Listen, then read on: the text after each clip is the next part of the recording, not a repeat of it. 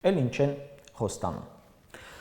Հարգալից լինել գործընկերների, քաղաքական հակառակորդների եւ քաղաքացիների հետ հարաբերություններում, մերժել ատելության խոսքը, վիրավորանքը, ոտնձգությունը, ահաբեկումը կամ որևէ այլ ճնշման ձև։ Սա ամենաանհնարինն է ու ամենասուտն է։ Քաղաքացիական պայմանագիրը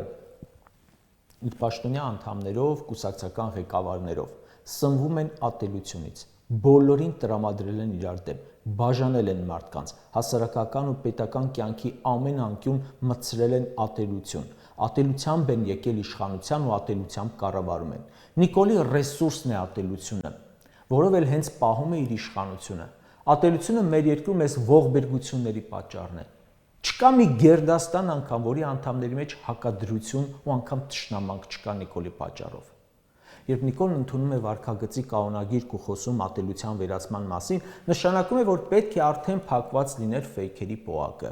ու ատելություն տարածող ՔՊԱ-կան լրատվամիջոցներ։ Պետք է մանդատը վայր դնած լինեին լեզու ականջ կրծող ՔՊԱ-կան падգամավորները։ ՔՊԱ-կան падգամավորը վիրավորում էր լրագրողներին, դիմում էին էթիկայի հանձնաժողով ստեղծելու, ՔՊ-ն պատասխանում էր՝ չենք ստեղծի, հետո ինչ որ վիրավորել է հոմեչիների կյաժը, չէ՞։ Այդ դրանք պետք է հրաժարական տված լինեին արդեն։ Ոնց կարող է մի թիմ, ում հիմնական զենքը ատելությունն է, հրաժարվի այդ զենքից։ Նիկոլի դեմ ինչքան հայցեր կան վիրավորանքի, ատելության տարածման, զրպարտման համար։